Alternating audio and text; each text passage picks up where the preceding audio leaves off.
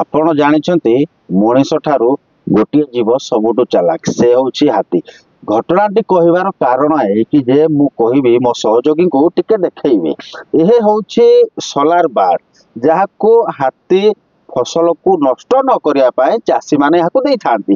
ଏ ହାତୀ ଯେତେବେଳେ ଏହି ବାର୍ଡରେ ଚାରି ପାଖରେ ସୋଲାର ବାର୍ଡ ଦିଆଯାଇଥାଏ, ହାତୀ ଏ ଭିତରକୁ ପ୍ରବେଶ ନ କରୁ, ଏ ହାତୀ କଣ କରୁଛି ନା ଏ ହାତୀ এই ସୋଲାର ବାର୍ଡ ଟିକି ପ୍ରଥମେ ଭାଙ୍ଗୁଛି, ତାପରେ এই ଭିତରକୁ ପଶୁଛି।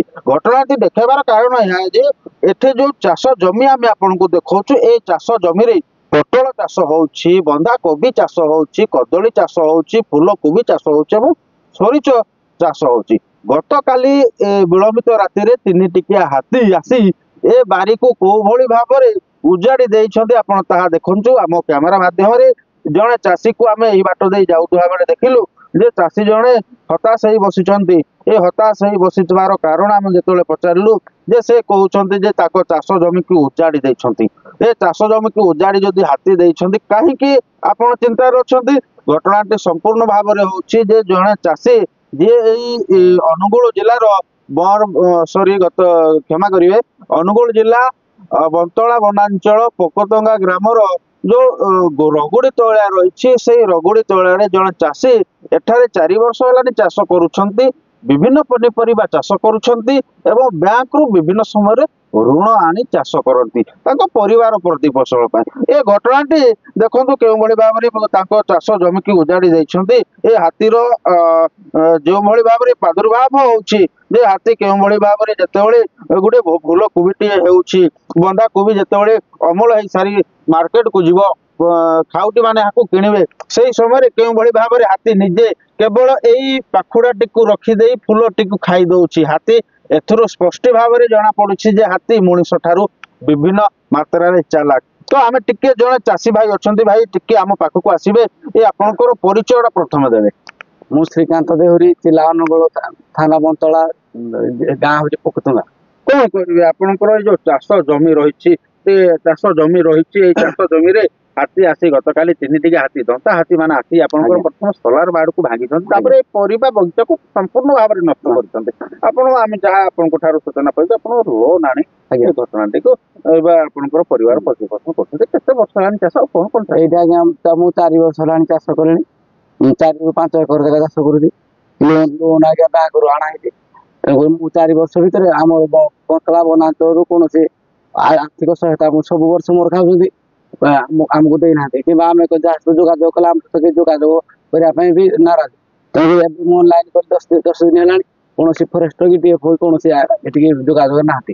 କଣ କଣ ଏଇଥର ଚାଷ କରିଛନ୍ତି? ଏଇଥର ଆଜ୍ଞା ମୁଁ କରିଛି କଦଳୀ, ପୋଟଳ, କୋବି, ବନ୍ଧାକୋବି, ଫୁଲକୋବି, ସୋରିଷ।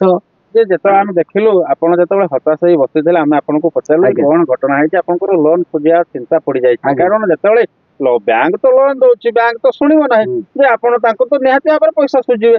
ଏ ଯେତେବେଳେ ଦେଖିଲୁ ଆପଣ ଏଇ ଯୋଉ ଘଟଣାଟି ଘଟିଛି, କେମିତି କଣ ଆପଣ ଅଭିଯୋଗ କାହାକୁ କରିଛନ୍ତି ନା ନାହିଁ?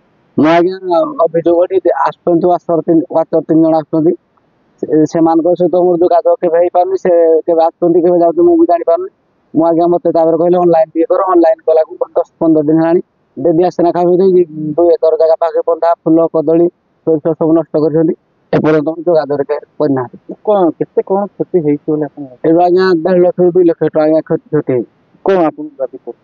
ମୁଁ ଆଜ୍ଞା ସରକାରଙ୍କୁ ଦାବି କରୁଛି ଏଇ କ୍ଷତିପୂରଣ କିଛି ଆର୍ଥିକ ସାହାଯ୍ୟ କଲେ ଆମର ବନ ବିଭାଗ ତରଫରୁ ମୁଁ ଉପକୃତ ହେବି। ନିହାତି ଭାବରେ ଯାହା ଚାଷୀ ଭାଇ ଆମର କହୁଥିଲେ ଯେ ମୁଁ ଆଉ ଥରେ ବି ଆପଣଙ୍କୁ ଚିତ୍ର ଦେଖେଇବି ଯେ ଯାହା ଚାଷୀ ଭାଇ ଆପଣ କହୁଥିଲେ ଯେ ଏଠାରେ ଯେତେବେଳେ କୋବିଟିଏ ଅମଳ କରାଯାଉଛି, ସେଇ ଅମଳ ହେଲା ପରେ ବଜାରକୁ ଯିବ, ବଜାରରେ ଖାଉଟି ମାନେ ଆକୁ କିଣିବେ, ତାପରେ ସେ 2 ପଇସା ପାଇଲେ ତାଙ୍କର ଯୋଉ ଲୋନ ଉଠେଇଛନ୍ତି ସେ ଲୋନକୁ ସୁଝିବେ ଏବଂ ସେଥିରୁ ଯାହା ବି କିଛି ମିଳିବ ତାଙ୍କ ପରିବାର ପ୍ରତିପୋଷଣ କରିବେ। ତ ଏହାର ଯୋଉ ତମାମ ଚିତ୍ର ମୁଁ ଦେଖେଇବି, ଆଉ ଥରେ ମୋ ସହଯୋଗୀକୁ କହିବି ଏଠାକୁ ହାତୀ ଆସୁଛନ୍ତି, ଖାଇ ଦେଇଛନ୍ତି, ଖାଇ ସାରିବା ପରେ ଏଠାରେ ହିଁ ମଳତ୍ୟାଗ କରୁଛନ୍ତି। ମଳତ୍ୟାଗ କରି ସେଇ ବାଟ ଦେଇ ପୁଣି ଥରେ ସେଇ ଜଙ୍ଗଲ ମୁହାଁକୁ ପଳାଉଛନ୍ତି। ଏ ହାତୀ ଦିନକୁ ଦିନ ଆସୁଛନ୍ତି, 10 ଦିନ ହେଲାଣି ପାଖାପାଖି।